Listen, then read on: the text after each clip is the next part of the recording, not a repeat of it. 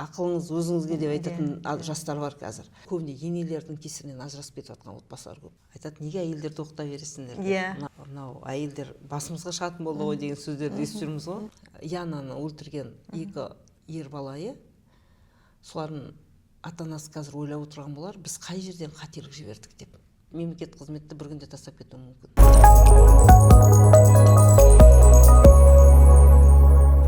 Армысыздар, Шолпан Абат YouTube арнасындағы Бәр мүмкін подкастының кезекті шығарылымы көрерменге, тыңдарманға ой салатын, жігерлендіретін подкастымыздың бүгінгі қонағы Атырау облысы әкімі жанындағы әйелдер істері және отбасылық демографиялық саясат жөніндегі бас инспектор, комиссия хатшысы Зәмзагүл Жылмурзина Хиданқызы. Студиямызға қош келдіңіз. Рахмет. Көңіл күйіңіз қалай? Рахмет. Керемет көңіл күйім. Қуаныштымын. Қымбатты көрермен, біз бүгінгі подкастымызда нәзік жандыларға Атырау облысында қандай жұмыстар жасалып жатыр, осы туралы көбірек сүбелі әңгіме айтатын боламыз. Өйткені Зәмзагүл Хиданқызы дәл осы салада абыройлы еңбек етіп келе жатқан, ұзақ жылдар еңбек етіп келе жатқан мықты маман. Сондықтан біз бұл бағытта терең әңгіме қозғаймыз деп ойлаймын.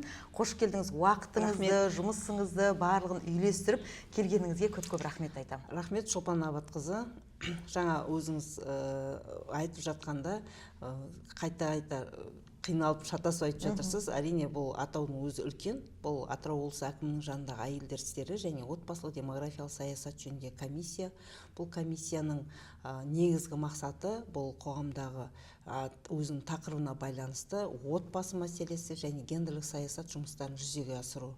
Бұл кеңесші орган, консультативті кеңесші орган. Құрамында 30-ның үстінде адам бар. Ол адамдар әртүрлі сала мүшелері бар. Ол әртүрлі саланың адамдары. Олардың барлығы қоғам жанашыры деп айтуға болады. Әрбір адамның өзіндік міндеттері бар және әр адамның қоғамға қазіргі мынау өзекті болып отырған отбасы мәселесі, қазіргі өзекті болып отырған әйелдер, көпбалалы аналар мәселесінде әрқайсының өзіндік қосар үлкен қомақты үлестері бар.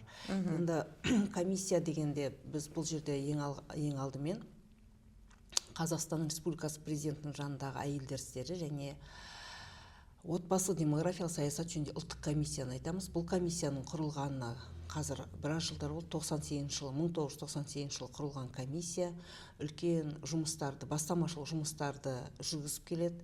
Ең алғаш жалпы отбасы гендер деген мәселеде 2006 жылдан 16 жылдарға арналған гендерлік теңдік стратегиясы үлкен жарлығы болды. Осы жарлықтың негізінде бізге жалпы қоғамда отбасы және әйелдерге байланысты не қажет, қандай мәселелерді көтеруіміз керек, нені атқаруымыз керек деген негізгі мақсатты жұмыс осы стратегиялық жарлықпен басталған болатын. Ол кейіннен 16 жылы Қазақстан Республикасындағы отбасылық және гендерлік саясатты 30 жылға дейінгі жүзеге асыру тұжырымдамасымен жалғасып келеді. Бүгінгі таңда біздің басшылыққа алатын негізгі құралымыз комиссияның бұл осы тұжырымдама отбасылық гендерлік саясат жөніндегі және қазір ерлер мен әйелдердің тең мүмкіндіктері, тең құқықтары жөніндегі заң басшылыққа аламыз. Тұрмыстық зорлық-зомбылықтың алдын алу жөніндегі заң басшылыққа алынады. Және қазір өздеріңіз білесіздер, осы 2023 жылы адам құқықтары жөнінде іс-қимыл жоспары алынды. Осы жоспар басшылыққа алынады. Жалпы отбасы деген мәселелерде, отбасы әйелдер мәселесінде қазір қоғамда көптеген алынған заңдар бар, бағдарламалар бар, іс-шаралар, жоспарлар бар. Осы жоспарлардың негізінде жұмыстар атқарылатынын айтқым келеді. Бүгінгі таңдағы өзекті мәселе бұл отбасылық саясат. Отбасылық саясат дегенде бұл жастарға берілетін тәрбие қазіргі. Жастарға біз қандай тәрбие, қандай өнегелі жолды көрсетіп жатырмыз. Әлеуметтік парақшаларды ашып қалсаңыз ажырасу мәселесін айтады, тұрмыстық зорлық-зомбылық мәселесін айтады. Осының барлығы біздің қоғамда болып жатқан оқиғалармен қазіргі көтеріліп тұрған мәселелер және ол біздің дамуымызда қазір тұрып қалмаймыз ғой, біз халық саны өседі, жастар өседі. Соған байланысты оның мәселесі де көбейе береді ғой. Енді отбасылық мәселеде біз нені нені жіберіп алдық деген ой туады күнде. Нені жіберіп алдық? Былай қарап отырсаңыз, білім алып жатыр. Қазір бәрі білім алуға тең мүмкіндіктері бар, Мысалға, мемлекеттің беріп жатқан білімі оған мемлекеттік деңгейдегі білімдер, мысалы білім беру ұйымдары тегін білім оған ұнамаса, қазір ақылы білім алу мәселесі бар, барлық мүмкіндік бар. Біз кезінде болмаған мүмкіндіктердің барлығы қазіргі уақытта бар. Енді соны біз қалай пайдаланып жатырмыз деген мәселеде біз білімге кетіп қалдық па, тек білім алу деп кетіп қалып, тәрбиені жіберіп қойдық па деген мәселелерді айтып жүрміз. Енді осы отбасылық мәселе дегенде 2013 жылы Қазақстанда отбасы күні белгіленді ғой, қыркүйектің 2-ші жексенбісі. Осы жолдан бастап бізде Қазақстанда мерейлі отбасы республикалық байқауы жүреді, тоқтаусыз жүргізіп келе жатыр. Біз бұл жерде нені анықтағымыз келді? Бұл жерде біз үлгілі отбасыларын жастарға, өнегелі отбасыларын жастарға үлгі еткіміз келді. Бізде ондай отбасылар көп. Енді бәрі көп деймізде, біздің мынандай мәселе ғой, қазір ойлап отырсаң, осы кеше бір жиында айтып қойғанбыз, көршіңмен қалайсың деген байқау шығару керек ой деймін. Себебі дейтін, қазір айтып отырса, бұрын көршіге қасыңда, қазақ айтады ғой, алыста ағайыннан жақындағы көршің артық деп. Қазір көршілердің араласуы қалай? Қасыңда көршінің үйінде қиындық болып жатқанда сіз қандай шешім алар едіңіз деген мәселелер. Мына тұрмыстық зорлық-зомбылықта айтып отырмыз ғой, тұрмыстық зорлық-зомбылықта осы мәселе көршісіне қалай әсер етеді деген мәселе. Үнемі ол көршісінің арақ ішіп жүрген кісіні үнемі алып кете бергеннен кейін екінші көрші соң жайдан жай қарап отыра ала ма? Қоғам болып тәрбиелеу деген содан басталады деп ойлаймын. Сен айналаңда адам бәріне азғантай болса да жылы сөзіңді айтып, азғантай болса да, қазір ақыл бермейді ғой. Ақыл берсең, қазір ақылыңыз өзіңізге деп айтатын жастар бар қазір. Ақыл бермейді, бірақ айтып, оны ісіңмен көрсетесің ба, оны жақсы ісіңмен көрсетесің ба, оған көмек бересің ба, ол қазір бүгінгі күнде уақыттың талабы болып тұр. Жаңа сіз енді осы салада 15 жылдан астам жұмыс жасап келе жатырсыз.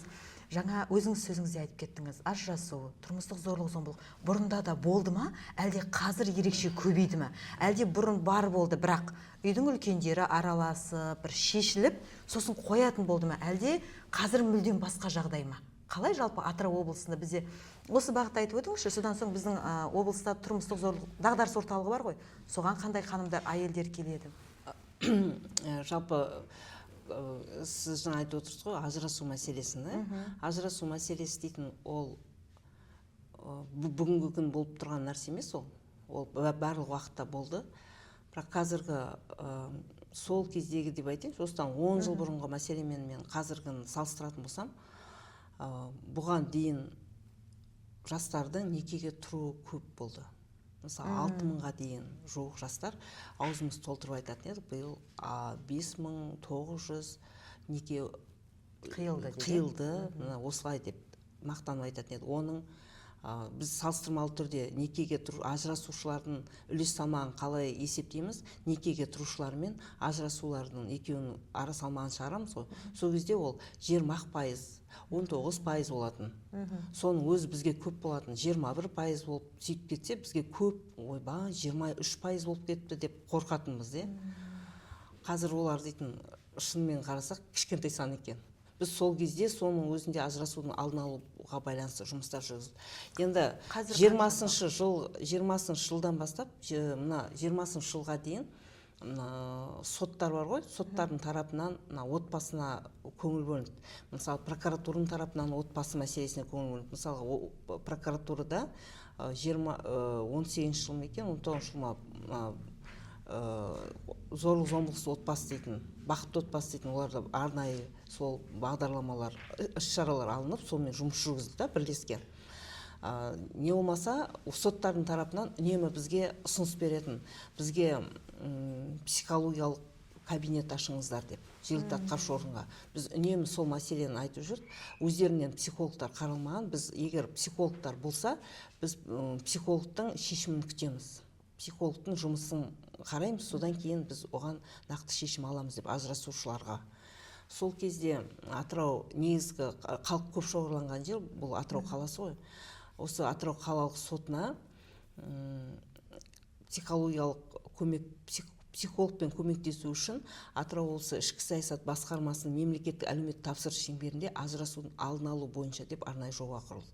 Сол арқылы кабинет ашылып, психологтың жұмысын солай ұйымдастыру шешімге алынған болатын. 20-шы жылы енді білесіз, ковидтің болған жылы, сол 21-ші жылдан бастап күні бүгінге дейін қалалық сотта психолог жұмыс жасады.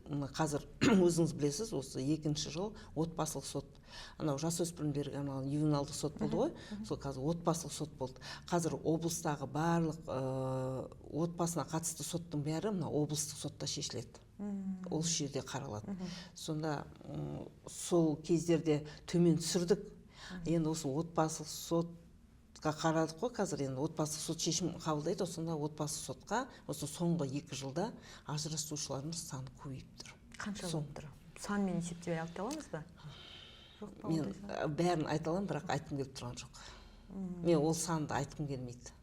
Себебі жақсы нәрсені айтайық деп ойлаймын. Қоғамда жақсы нәрсені айтсақ, біз жақсы нәрсе көбейгенін жақсы көремін. Ал оның санын бәрін білемін, бірақ айтқым келмейді. Көбейіп кетпесінші деп ойлаймын, одан да көбейіп кетпесінші деп. Бірақ қазіргі көрсеткіш, қазір сол отбасылық сотта психологтармен бірге бар ғой. Бұл психологтармен көмектесіп отырған әлдебір жоба, бұл Атырау облысы ішкі саясат басқармасының мемлекеттік әлеуметтік тапсырыс шеңберінде жоба. Бұл бүгінгі таңда құқықтық ақпарат беру жобасы жүріп жатыр ғой, сол жобамен ішінде осы қаралып психологпен. Сол жерде психологтар бар. Қазір өзіңіз білесіз, бізде облыстық билер алқасы бар ғой. Барлығында жұмысында осы ажырасудың алдын алу мәселесі. Сонда біз психологтармен үнемі сөйлесіп отырамыз, барып та көреміз. Негізгі мәселе жас отбасылардың бір-біріне деген сенімсіздігі ғой. Сенімсіздік, бірінші сүйемін, күйемін деп қосылады ғой, содан кейінгі бір-біріне деген жеккөрініш мәселелер туындайды. Ол қазіргі ушығып тұрған мәселе осы бірінші лудомания. Лудоманияның кесірі тиеді деп айтады. Енді қызғаныш салдары, я болмаса біздер зорлық-зомбылықтың 4-ке бөлеміз ғой, соның біреу физикалық, психология, моральдық, сосын экономикалық да. Отбасында әйел адамды үйге отырғызып қойса, ол міндетті түрде ақша талап етеді ғой. Ал оның ақшасымен қамтамасыз етпесе, ол жерде де олардың арасында реніш туады. Отбасыларын сақтап қалу маңызды ғой. Себебі олардың арасында бала тұр. Біз қазіргі жанымыз қиналып, жанымыз күйіп айтатын мәселе бұл ұрпақ мәселесі. Ол ерлі-зайыптының ештеңесі кетпейді, ортада бала қиналады. Балада психологиялық жарақат алады. Балада реніш пайда болады. Балада агрессия пайда болады. Енді бүгінгі таңда кейбір ата-аналар айтып жатады ғой, осы бала қайдан шықты деп. Осы қазіргі жастар қайдан шықты десе, олай деп айтуға ешкімнің қақысы жоқ. Ол жастар біздің өзіміз тәрбиелеген балаларымыз.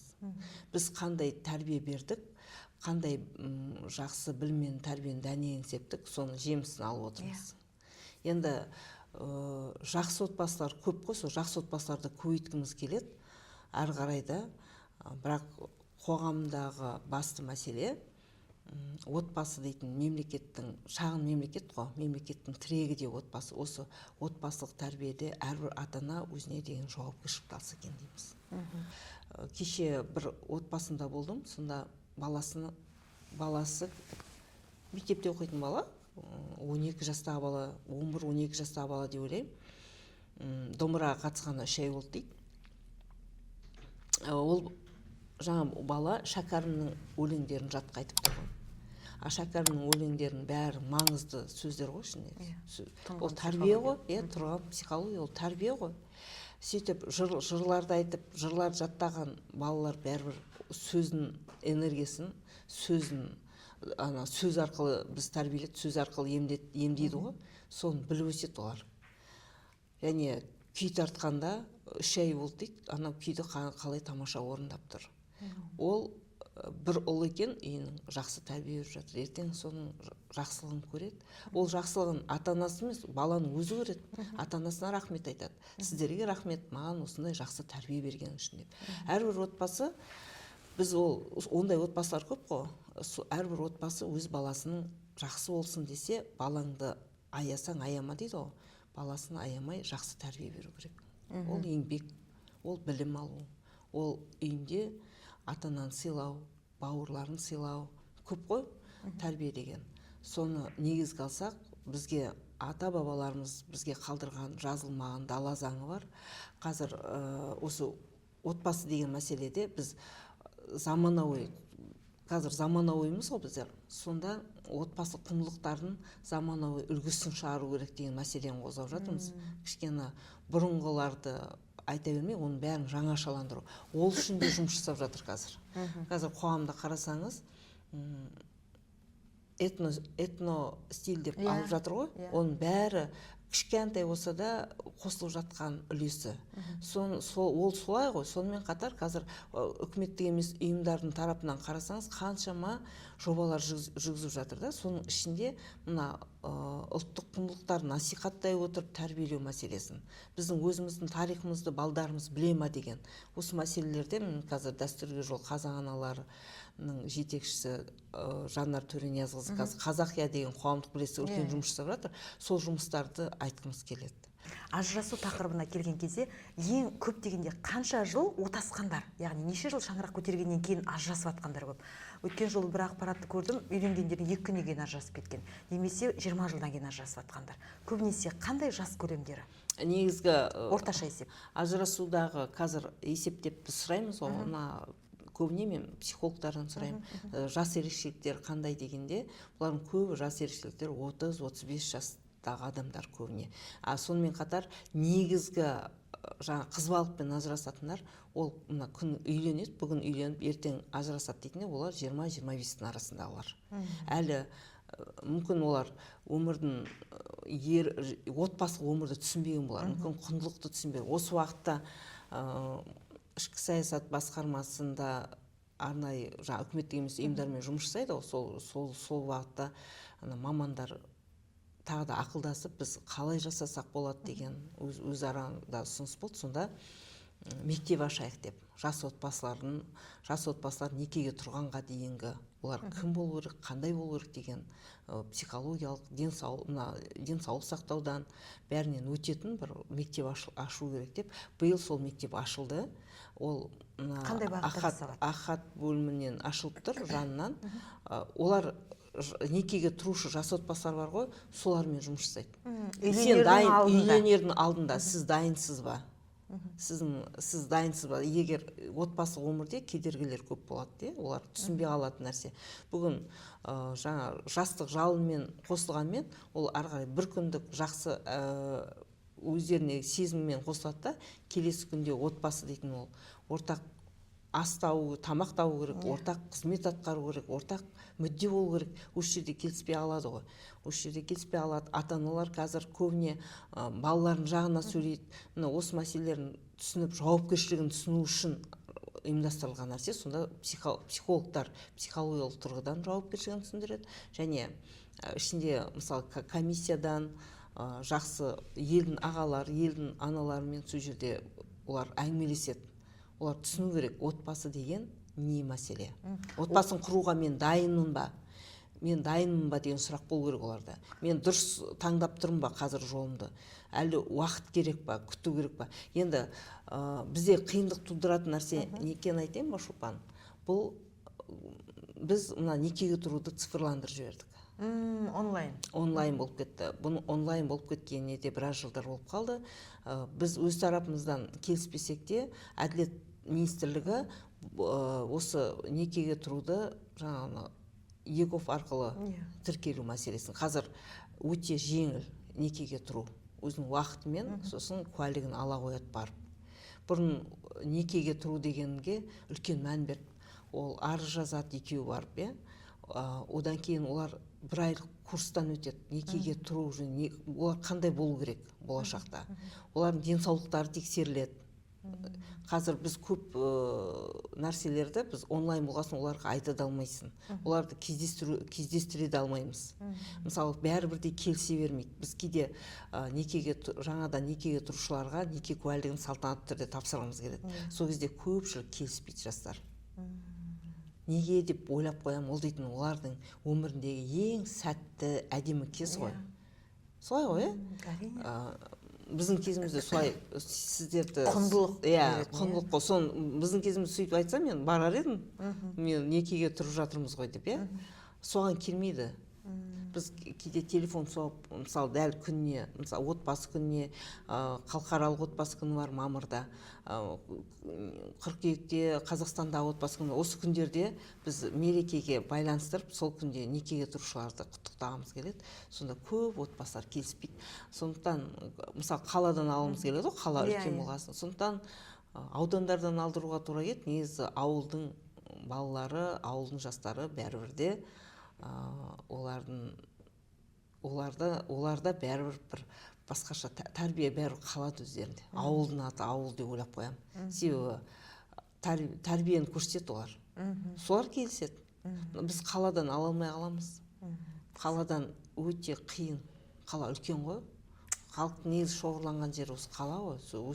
Осы қалаға үлкен көңіл бөлу қазіргі басты міндетіміз болып тұр, қала. Егер бүгінгі біз ұрпағымызға жақсы тәрбие беретін болсақ, алдағы 5-10 жылда біз ажырасуды тоқтата аламыз. Егер дәл қазіргідей емес, егер қазірден бастап жұмысты жүйелей беретін болсақ. Сіздің сөзіңізден түйгенім, отбасын сақтап қалу, ол бүгінгі ұрпаққа дұрыс тәрбие беруден басталады. Қазіргі біздің мектептердегі алып жатқан білім, бізде қазір көбіне қалай барлық жұмыс басты баласын орталыққа апарады да мектепке апара салады емес, бәрібір үйдің ішіндегі отбасында отырып, сол балаңның домбыра шерткені, немесе бір балаңның оқып үйреніп келгені, ортақ бір әңгіменің болуы, бұл отбасының құндылығы.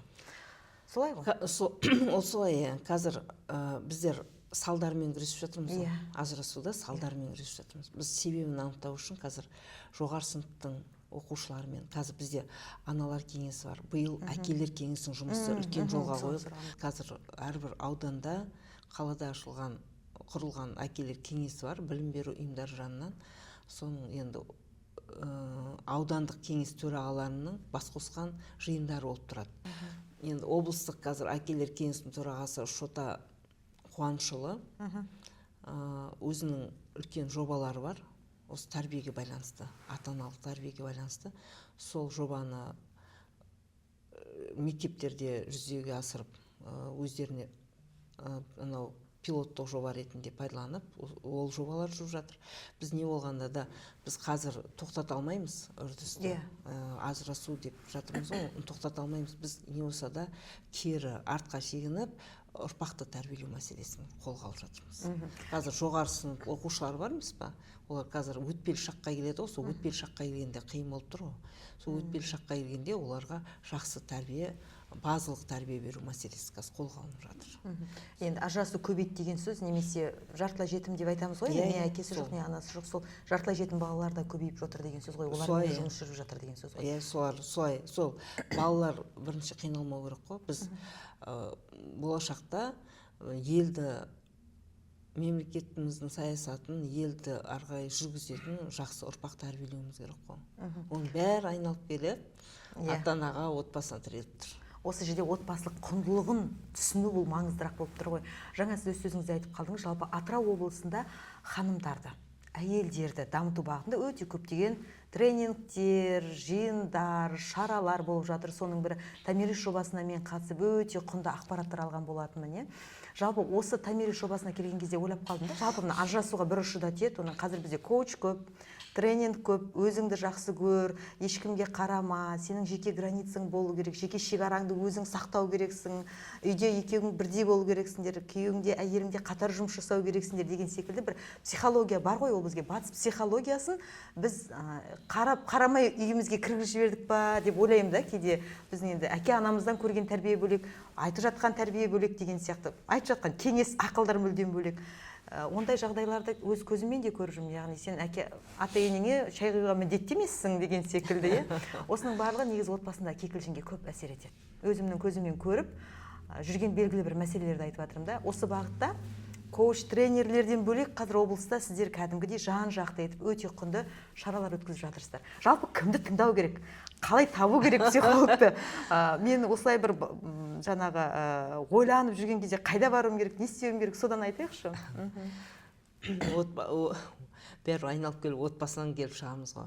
Жалпы әйелдерді оқыту деген мәселені айтады, неге әйелдерді оқыта бересіңдер? Мына әйелдерге деген бір керім мүмкіндік беріп қойып, мынау әйелдер басымызға шығатын болды ғой деген сөздерді естіп жүрміз ғой. Бірақ олай емес, қоғам дұрысталу үшін әйел дұрысталу керек. Жақсы ұрпақ тәрбиелейміз десе, әйел тәрбиелеуіміз керек. Айтады ғой, ұлтың тәрбиелеймін десең, қызың тәрбиеле дейді ғой. Сондықтан әйел адамдарға көп мүмкіндік бергеніміз, беріп отырғанымыз қазіргі олардың білімді болуы. Білім арқылы жақсы ұрпақ тәрбиелейді деп сенеміз ғой. Және қазіргі мемлекет 10 жылдарда біздің Атырау облысында өкілетті органдағы әйелдердің үлес салмағы 10% болатын.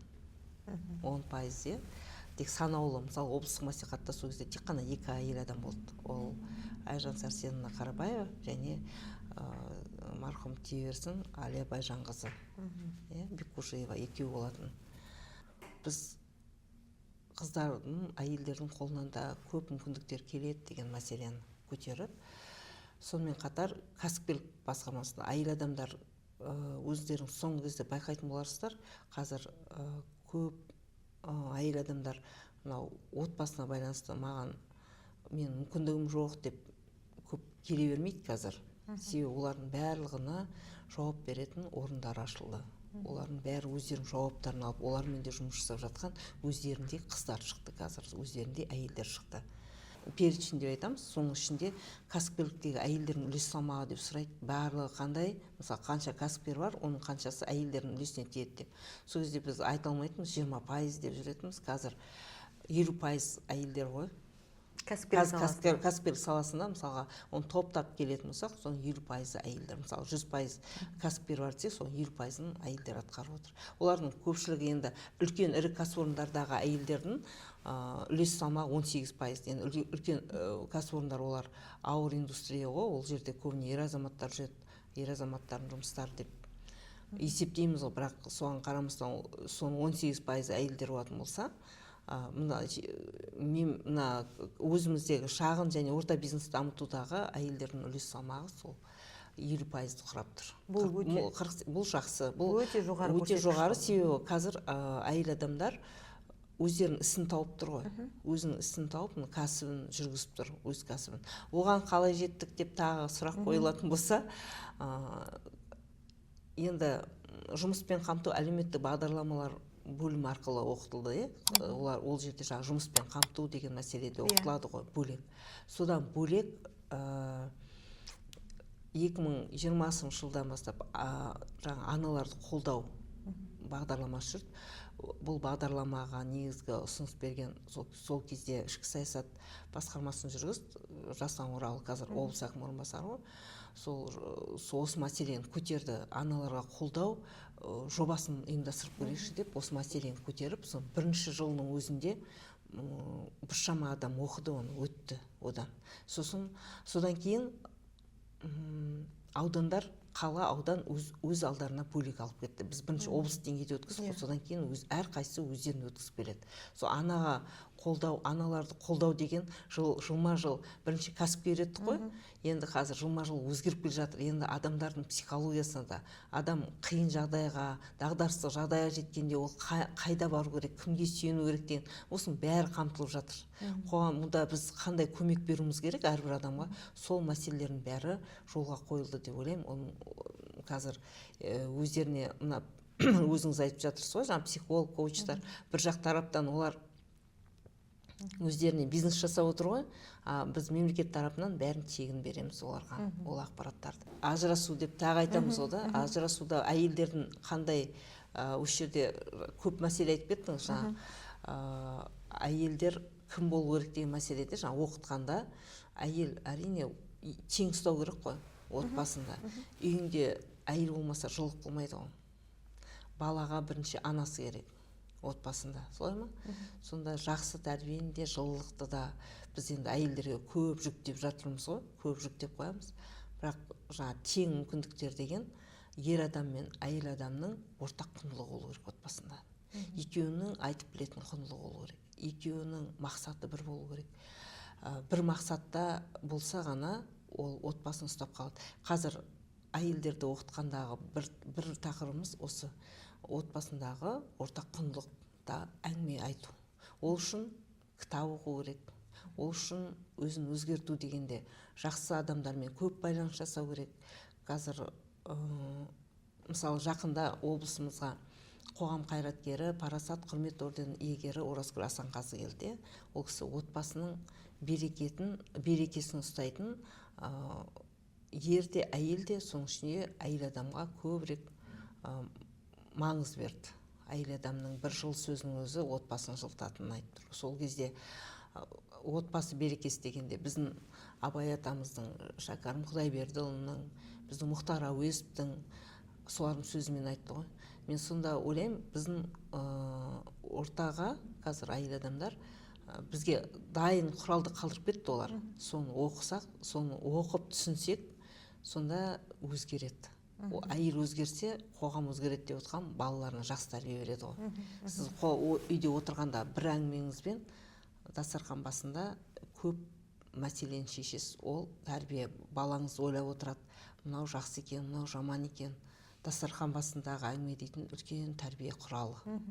Біз өзіміз сол тәрбиеден өттік. Ата-анамыздың тәрбиесін өзім әкем мен анамның тәрбиесін биік қоям. Олардың берген тәрбиесі, осы биіктікте жүрсек, олардың берген тәрбиесі бізді алып шыққан. Ал басқа қоғамдағы енді білім алу, өзіңді жетілдіру дейтін, ол бөлек басқа мәселе ғой. Бірақ ата-ананың тәрбиесі дейтін бірінші орында тұру керек. Ата-анамыздың тәрбиесі бірінші орында тұру керек дейтінім, өзім, мен бұрында да осы сұхбатты берген болатын, мен әкем мен анамның сөзге келгенін көрмеппін. Бүгінде өзіміз сөзге келіп жатсақ, ойлайтынмын, олар сонда мәселені қай уақытта шешті екен деп. Себебі қазақ енді көп отбасылы, көп балалы, көп адамды отбасы ғой, қазақ отбасында. Соны олар қалай шешті екен осы мәселені деп ойлайтынбыз. Мен өзімнің әкемнің анама дауыс көтергенін естіген жоқпын. Не болмаса анамның әкеме ренжігенін көрген жоқпын. Бірақ олар сол үндестікті білді. Анамыз қатал болды. Бізді анамыз тәрбиеледі деп айта аламын. Бізді аяған жоқ. Себебі бізді аяғаннан аяған жоқ деп ойлаймын. Өйткені барлық баланың бірдей бабын табу мүмкін емес қой. Енді көп балалы қазақ отбасыларының бірі болдық. Сонда оның бәрін бабын табу мүмкін емес, бірақ бізді бір-бірімізге қызмет жасауға, бір-бірімізге қамқор болуға, сыйлауға соған үйреткен ол анамыздың тәрбиесі. Біз анамыздан қорыққанда әкемізге жүгіретінбіз. Әкеміз үнемі бізді былай біреу ұрысқанда біреу жақтаушы болу керек, сол жақтаушымыз болды. Сондықтан сол биік тәрбиені, парасаттылықты бәрі отбасынан алады деп ойлаймын. Сондықтан әрбір отбасындағы үйлесімді өмір болу керек. Сонда біз қорықпайтын, жастардан қорықпаймыз. Кешегі қоғамда болып жатқан Янаны өлтірген екі ер балайы, солардың ата-анасы қазір ойлап отырған болар, біз қай жерден қателік жібердік деп. Маған бірінші сондай ой келді. Қайдан қателік жіберді? Сөзін сөйледі ма баласының? Әкесіне айтпай сөзін сөйлеу мүмкін. Я болмаса оның отбасында қандай жағдай болғанын біз білмейміз. Бірақ қатыгездік дейтін ол бір күннен болатын қатыгездік емес. Ол жерде үлкен мәселе. Адам дейтін адамды өлтіру туралы қарапайым шыбынды өлтіре алмайсың. Мына шыбынның да жаны бар ғой деп ойлайды ғой. Шыбынның да жаны бар деп адам шыбынды өлтіруге өзің біртүрлі боласың. Я болмаса, білмеймін енді, бақаны өлтіре алмайсың ғой. Оның да жаны бар деп, адамды адам өлтіру дейтін ол үлкен мәселе. Қорқынышты мәселе. Сонда біз кімді тәрбиеледік? Біз осынша уақыт, қаншама жұмыстар жүргізгенде біз кімді тәрбиеледік деп ойлап қалдым. Бұл жерде кімнің қателігі екен? Ата-ананың, қоғамның, білім беру ұйымдарындағы тәрбиенің кемшін тұстары болды ма? Қазір біз әлі салдармен жүрміз ғой, біз себептері дейтін көп болар деп ойлап тұрмын. Ол себептермен әлі де біз күресеміз. Замзагүл Хидан сізбен сөйлесіп отырған кезде бір отбасының емес, бүкіл мемлекеттің саясаты, отбасы, демография, барлығына жаныңыз ашып жүрген, осы қоғамды қалай өзгертсем, мен қалай пайда тигізем, не істеймін деген сіздің мына жүрегіңіздегі сондай бір сезімді сезіп отырмын.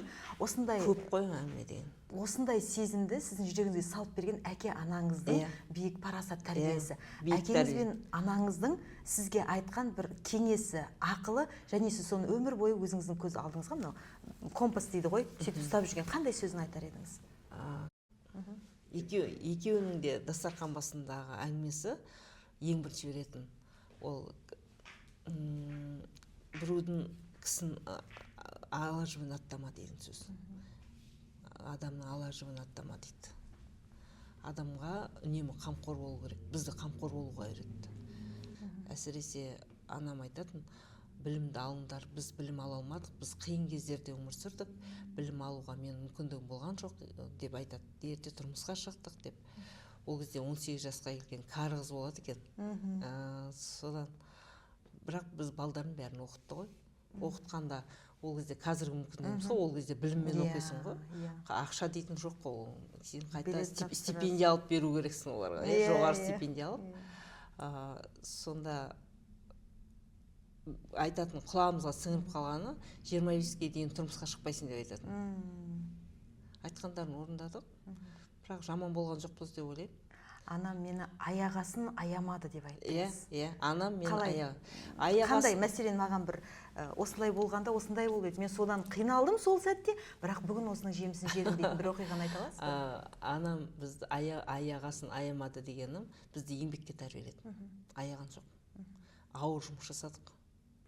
Көзімізді ашқаннан бастап. Ол бізге өзімізге керекті өмір, мысалға, мал бақсаң, мал бағасың ғой, малдың бүкіл жұмысын жасайсың.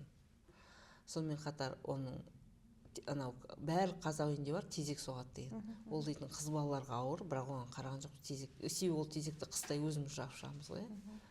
Егін салдық біздер. Егін дейтін ол қара топырақты қопару, мысалы қыздарға бармайды, бірақ оны аяған жоқ. Себебі ол қажетті деп. Енді олардың түсінігімен ғой, қара жұмысты қағайырсаң сен бір шығасың деп. Білімге келсек, бірінші айтады, үйдің жұмысын жаса дейді, олардың түсінігі ғой. Сосын барып сабағыңды оқисың дейді. Қоғамдық жұмыста да солай. Бірінші біз барлық жұмысты үйлестіріп кетеміз. Оттарын жағып, суларын тасып, тамақтарын пісіріп, сосын барып қоғамдық жұмысқа, мысалы мектепте ұйымдастырылатын шараларға содан кейін ғана баратынбыз. Әйтпесе бізді жібермейтін.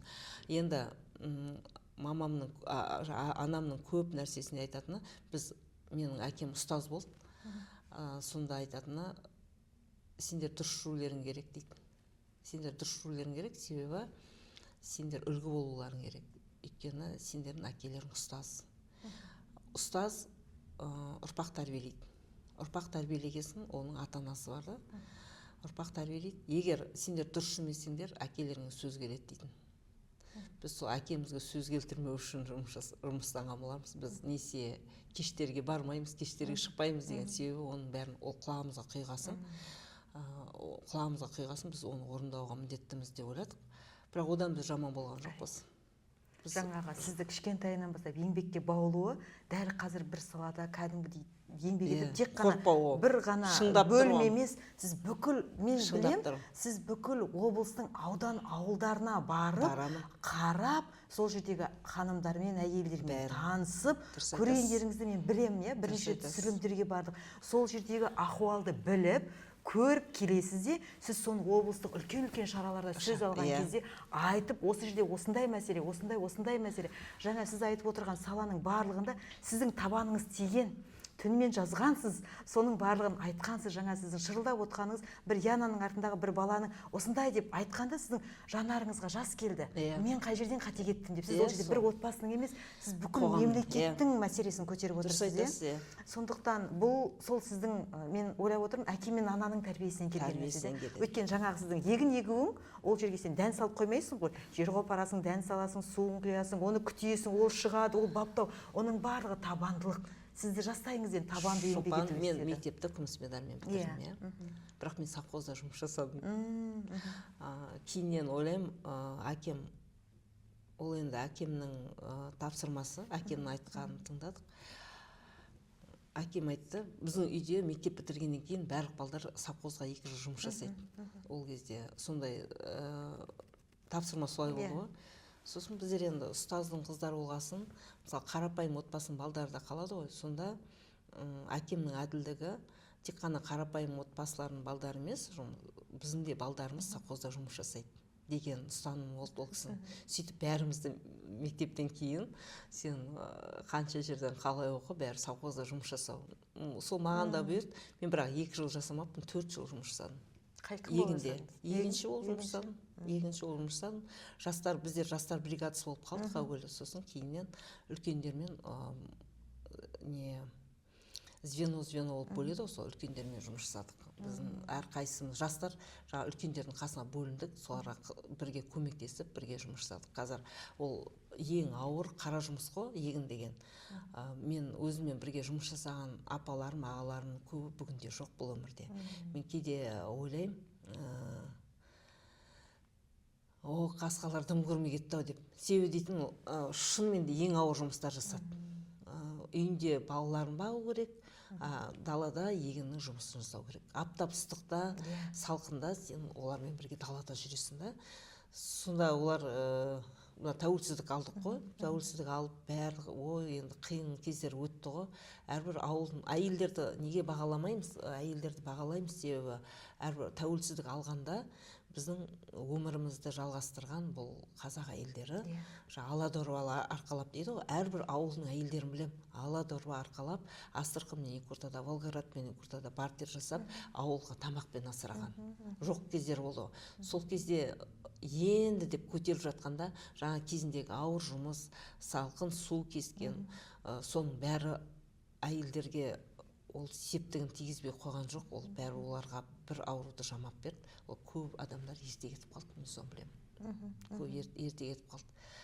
Ағайлар болды қанша, ерте кетіп қалды. Сол ауыр, қазіргі өмір, қазір бәрі технология ғой, қазіргі өмір басқаша. Соны қадірлей білу керек әрбір жас. Қадірлемей жатқан, қадірін түсінбей жатырмыз. Бізге барлық мүмкіндік берген сайын. Бірақ берген сайын біз оның құндылығын түсінбей жатырмыз. Сол. Мысалға бір отбасында мен Алмалы село округын, Алмалы ауылдық округын туған жерім Алмалы. Мысалы Алмалыда қаншама отбасылар болды, көп бала, мысалы 10-12 баласы бар да. Оларға оңай емес, аналарына, ата-аналарына оларды бағып қағу, оларды сабақтарына жіберу. Қазіргідей автомат кірмешіне жоқ. Бір күнде отты жағу керек та, отты салып күлін шығару керек. Су тасып, суды кері төгесің, қанша су кіргізсең, сонша су төгесің ғой. Қаншама қиындықтар да. Қазіргідей асфальт жол жоқ деген сияқты. Қазір қарап отырсаңыз, біз сол кезде армандадық қой, Шопан. Армандадық, көшемде асфальт болса екен, су келіп тұрса екен. Армандадық біздер. Сол армандарымыздың бәрі орындалды. Сол армандарымыз орындалды. Қазір мен Алмалым қалаға қосылды. Қазір қаламен бірдей өмір сүріп жатыр. Жап-жарық, керемет енді. Керемет жер. Ал енді отбасылық өмір дегенде тұрмысқа шыққан жермен Құрманғазы ауданы. Қазір Құрманғазы ауылы. Мен үлкен отбасына келін болып бардым 94 жылы. Үлкен отбасы болды. Ата мен енемнің қасында тұрдым 10 шақты жыл. Бірге тұрдым, балаларымды сол жерде өсірдім. Жаңа отбасы, жаңа ортаға үйрену дейтін оңай емес. Оған да адамға шыдамдылық керек, жаңа ата-анаңнан алған тәрбие керек. Сонда қазір бана бір сөзіңде айттың ғой, мен міндетті емеспін деп айтатын қыздар. Ол жерде әңгіме міндеттісің ба, міндетті емессің ба, онда емес. әңгіме адамгершілік пен сыйластықта. Шақырусыз қонақ көп келеді, соның бәріне қызмет көрсетсек, олардан алғыс алсақ, бүгін соның рахатын көріп отырмыз. Алғыс алдым, бат алдым үлкендерден. Оны ешкім жоққа шығара алмайды. Мен білетін адамдар егер көріп отырса, оны олар түсінеді, біледі. Сол жердегі адамдардың бәрі мен қазір туысым. Мен Құрманғазы ауданын десе, ол менің екінші өмір жолым басталған жері. Өмір жолымда екінші кезеңі, сол жерде мемлекеттік қызметке тұрдым. Сол жерден мен мемлекеттік қызметімді Құрманғазы ауданынан бастадым. Құрманғазы ауданындағы жасаған жұмыс, өмірім, жұмыс, сол жердегі адамдар барлығы мен үшін ыстық. Өйткені біз олармен бірге жұмыс жасадық. Қазір тәрбие бағытында да мен Құрманғазы ауданының жұмысын жоғары қоям. Өйткені сол жердегі ардақты кезіндегі апайлар ғой, қазір ардақты аналар, ел аналары болып отқан Балғаным апай Хасенова, қазір облыстық мәслихаттың депутаты, мықты көшбасшы қызымыз Замзагүл Оңдасын қызы, сол жерде қазір мәслихаттың төрағасы болып отқан Гүлжанат Ғадылхан қызы, мына осындай бастаған үлкен қыздарымыз бар ғой. Солардың жұмыстарын біз әр кез біз оларды жоғары қоямыз. Жалпы келіндер дегенде өзінің ата-анасына, өзінің үйіндегі келіндер құрмет көрсетсін десе, барған жеріне ол сол адам сондай құрмет көрсету керек ата-анасына. Қазір айтады ғой, мына келінге жабысып айтып жатыр ғой. Я болмаса өзінің қызы жақсы да келін жаман болып жатады, олай емес. Өзі өмір дейтін бәрі орнымен келеді. Мен ата-анамды дұрыс қамқорласын, дұрыс бағысын десе, мен қыз баламын ғой да, мен ата-анама жақсылық ойласам, мен барған жеріме сол жақсылықты ойлаймын, құрметтейін. Ол мысалға тұрмысқа шығып алады, күйеуі жақсы болады, ата олай болмайды. Осы мәселені де көп көтеріп жұмыс. Қалай көп адамдар келеді ғой, бәрін мүмкін емес, қарап отырсам бір кітап жазсақ бар ғой, үлкен кітап шығады. Айтамыз да, жап-жас қыздар, сен тұрмысқа шықтың, күйеуің жақсы ма деймін? Жақсы дейді. Саған тиісе ме? Жоқ. Енді енеңмен неге келіспейсің? Ол біздің өмірімізге араласады. Сен өміріңе араласпайды, сендерге жақсы болсын деп айтады. Оның міндеті, да? Жақсы нәрсені, тамағын әкеліп беріп тұрса сіздерге, сен бір ғана жылы қабағың. Ол қандай сөз айтса да, ол сенің жолдасыңның анасы, сен оны құрметтеуің керек, сен сыйлауың керек. Сен жолдасыңның жақсы болуы, адамгершілігі жоғары болуы, ол оның анасынан. Мына баласы жақсы болып, мамасы жаман болады деген жоқ ондай. Екеуін бірдей құрметтейсің. Жолдасын сыйлайсың ба, ата-анасын да сыйлайсың. Құрметтеу сенің міндетің. Біз сол қызға, сол келін болып түскен қызға тәрбие беретін ананың жұмысының кемшілігі сол жерде көрінеді. Егер қыздарға жақсы тәрбие берсе, жақсылық болады. Ал қазір енелердің көп араласуына айтайын, бағана сіз сұрақ қойдыңыз ғой, ажырасуда қандай мәселе деген. Соның бірі, мына енелердің, ата ене дейді ғой, көбіне енелердің кесірінен ажырасып кетіп жатқан отбасылар көп. Себебі енеге үнемі жақпайды. Ол таңда тұру керек па, ол мінезі ұнамайды, әйтеуір енеге ұнамайды. Егер енелерге айтқым келеді, егер мінезі біртүрлеу келіндер келсе, тәрбиелеу керек. Махаббат беру керек. Себебі ол өзінің анасынан алмаған болар ол тәрбиені. Сіз беріңіз. Екінші, бізде қазақ тарихында көп қой, енелері түскен келіндерін тәрбиелеп, жақсы орта қылып, ел анасы алған. Өз келіндерін ел анасы алған енелер көп қой. Соны біз жоғалтпауымыз керек. Ол бізге қалдырған біздің аналарымыздың құндылығы ғой. Біз ол құндылықтан айырылмауымыз керек. Қалай жалғыз болып ол тұрады? Қоғам жалғыздықтан тұрмайды ғой. Өмір сен жалғыз өзің бір үйге кіріп, сен өліп қалғанды өлмейді ғой, егер жалғыз адам тұратын болса. Қоғам, адам барлық адам бірлесіп өмір сүру керек. Біреуінің жақсысы болса асырып, жаманы болса жасыратын. Мына отбасында сол мәселе жетпей жатыр ғой. Енді біз мына тақырыпты отбасылық демографиялық саясат, әйелдер үлкен мәселе ол, үлкен мәселе. Мен қазір екеуміздің сұхбатымызды қарап отырып, әлі қаншама тақырып айтылмай қалды деп отырмын, иә. Өйткені жаңағы айтып отқан оқытуымыз бар, мектептеріміз бар, дағдарыс өте көп тақырып бар. Біз оның барлығын қамти алмаймыз. Мен ойлаймын, алдағы уақытта тағы да бір сұхбаттарда арнайлап осы тақырыпқа келерміз. Шолпан, жалпы сіз егер қоғамда жүрсеңіз, отбасылық және гендерлік саясат тұжырымдамасын бір қараңыз. Сосын соның ішіндегі жоспарлар мен тақырыптап алсаңыз, бізде әрбір тақырыптың өзі бір подкаст болады. Жеке тақырыппен бастау керек. Жеке тақырыппен, себебі дейтін бір тақырыппен барлық мәселені айту мүмкін емес. Себебі қоғамда әрқайсысы қазір бөлінді ғой, әрбір біздің алатын мәселенің өзі бір тақырып болады. Әрине. Бөлек. Және оның айналасында жасалған жұмыстар көп. Оның бәрін айту мүмкін емес. Жеке тұлға ретінде Зәмзагүл Хиданқызы күнін қалай бастайды? Қазір тренд болып кетті ғой, ресурсты қайдан алады? Қалай барлығына уақытыңызды жаңағы айтқан жұмысыңызға да, үйіңізге де, қоғамға да, қайын жұртқа да, басқаға да барлығымен үйлесімділікте ұстап отыру үшін сіздің өмірде ұстанатын қағидаларыңыз қандай? Адалдық, еңбекқорлық, ақылмен жұмыс жасау. Энергияны қайдан алады десеңіз, мемлекет қызметкеріміз ғой енді. Қанша жыл мемлекеттік қызметте жұмыс жасап келемін. Мемлекеттік қызмет дейтін егер мемлекет қызметке келсеңіз, жауапкершілік арқалайтын қызмет. Сіз өзіңіз үшін емес, қоғам үшін жауапкершілік арқалайсыз ол жерде. Біздің мемлекетіміздің жақсы дамуы үшін соған бар ынта ниетіңізбен берілесіз. Мемлекет қызмет дейтін сондай. Әрбір адамға өзіңмен теңдей қарау. Менің негізгі өзім ұстанатын ұстаным, әрбір адам өзімен бірдей тең адам деп қабылдаймын.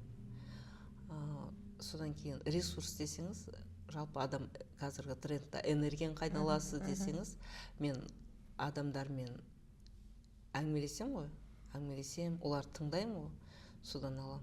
Олар тыңдап, олардың бір мәселелерін, мен оған үйін алып беріп, затын алып беріп, ақшасын беретін мәселе емес біздің шешетіміз. Біз оларға жылылық береміз. Біз оларға сенім береміз. Біз оларға мотивация береміз. Сол адамдарға мотивация берген, сол мен энергиям көтеріледі сонда. Мен әрбір адамның бақытты болғанын қалаймын. Мысалға, әрбір ұрпақтың саналы, білімді болғанын қалаймын. Өйткені ол бәріміз де солай қалаймыз ғой. Айналамыздағы ұрпақ өсіп келе жатыр ғой артымызда. Сол мен балам бес деген бала болмайды. Көшедегі бала болса да, қай жердегі адам болса да, біз оларға жақсылықтың нұрын сепкіміз келеді. Олардың болашақта өздерін таба алатын, елді басқара алатын, елді басқару деген басшы болып кету емес, өзінің отбасын басқара алатын ғой. Өзінің отбасын басқара алып, ұрпақты ары қарай жалғастыратын жақсы буын өкілі болса екен дейміз ғой. Сізді не шабыттандырды? Мысалы, Шолпан Абатқызын көрсем шабыттанамын. Рахмет. Өйткені шабыттану дейтін ол да үлкен тақырып қой, шабыттану. Адам дейтін әрбір жақсы сәтін бақыт сезінеді ғой. Шабыттану дейтін ол бір бастаған жұмысымыз нәтижесін көргенде шабыттанамын. 20 жастағы Зәмзагүл Хиданқызына қандай кеңес берер едіңіз? 20 жастағы Зәмзагүл Хиданқызына айтар едім, ол кезде мен совхозда егінші болдым, Гурьев көген сүт совхозында. Оған айтатын едім, сіз жұмысты қой, енді жоғары оқу орнына түсіп, білім алу керексің деп сол кезде. Қазіргі уақытта айтсам, айтар едім, бірінші біз өз тіліміз қазақ тілі ғой, соның рухын көтерейік деп. Сол кезде де солай айтатынбыз, қазір де солай айтам. Қазақтың рухы көтеру үшін өзінің ана тілінде барлығы сөйлесе. Неге олай деп айтасыз ғой? 20 адам отырады, кілең қазақ, бірақ тренингті орысша жүргізеді ғой. 20 адам отырады, бәрі қазақ, сол қазақ орыс тілінде сабақ жүргізеді ғой. Соған айтамын ғой, әйтпесе қазір қазақ тілі бізде жоғары тұр, қазір бәрі қазақ тілінде сөйлеуге, әдемі сөйлеуге, өзің бастап жүрсің ғой, қазір әдемі сөйлеу дегенді. Соған келе жатыр. Кітап оқу мәселесі, қазір бізде кітап оқудан жарыстар ұйымдастырып жүр. Әркім әр жерде жұмыс жасап жатыр. Мысалы, Амандық Есқалиді білесіз ғой, ол да өз тарапында жұмыс жасап жатыр, кітап оқытамын деп, кітап оқу арқылы көтеремін деп. Сол сияқты, сол қазақтың рухтары көтерілсін. Зәмзагүл Хиданқызы, біздің подкастымыздың аты бәрі мүмкін. Сіздің өміріңізде, осы болмайды ау деп тұрып, мүмкін болып кеткен сәт бар ма? осындай бір оқиғамен біз бүгінгі подкастымызды қорытындыласақ. Болмайды деп бәлкім болады деп тұрып болмай қалған, немесе болмайды деп тұрып болып кеткен жұмысыңызда, өміріңізде сондай бір сәттер болса бөліссеңіз. Бәрі де мүмкін де. Мен мысалы мемлекеттік қызметкер боламын деп ойлаған жоқпын. Бірақ мемлекеттік қызметкер болып кеттім. Негізі мен арманым ғалым болу еді. Тарихты жақсы көрдім. Бірақ мен мемлекеттік қызметте жүрмін. Енді қазір бәрі де болуы мүмкін деген бар ғой. Қайтан айтшы? Бәрі мүмкін. Бәрі мүмкін. Қазір мемлекеттік қызметте енді бұл басқа мәселе ғой. Сол бәрі де болуы мүмкін деп мемлекеттік қызметті бір күнде тастап кетуі мүмкін. Бәлкім ғалым болып қаласыз. Бәлкім ғалым, бәлкім басқа саламен кетіп қалам. Бәрі мүмкін. Бәрі мүмкін, иә. Мемлекеттік қызметте енді жастардың көзқарасымен жастар көбірек келу керек мемлекеттік қызметке. Біздер кетіп қалуымыз мүмкін. Бәрі мүмкін. Бұл жұмысты қалдырып, мүмкін басқа салаға. Себебі қазір қыздар, әйелдердің бәрін оқытып келгенде қазір өзіміз қызығып қарап отырмыз ғой. Осы мәселеде. Бірақ әрбір отбасының бақытты болуын қалаймын. Әрбір қыздың өскенін қалаймын. Әрбір әйелдің бақытты болуын қалаймын. Керемет. Бүгінгі подкастқа келгеніңізге, уақыт бөлгеніңізге көп рахмет. Жұмысыңызға, ісіңізге сәттілік тілеймін. Сізге де рахмет, Шолпан Абатқызы. Өзіңдей жақсы қыздар көбейсін қоғамда. Өздерің көп балалы анасың, соған қарамай сол қоғамдағы өзіңнің бір ерекше орның бар. Сол ерекшелігің сен биіктерге жетелесің. Амин, рахмет. Қымбатты көрермен, бүгінгі біздің подкастымыз осымен тәмам. Бүгінгі біздің подкастымыздан қандай ма бір ой түйсеңіз, міндетті түрде комментарийға пікір жазып кетіңіз. Ұнаса да, ұнамаса да лайк басыңыз. Каналға тіркелуді ұмытпаңыз. Эфирде амандықпен жүздесейік.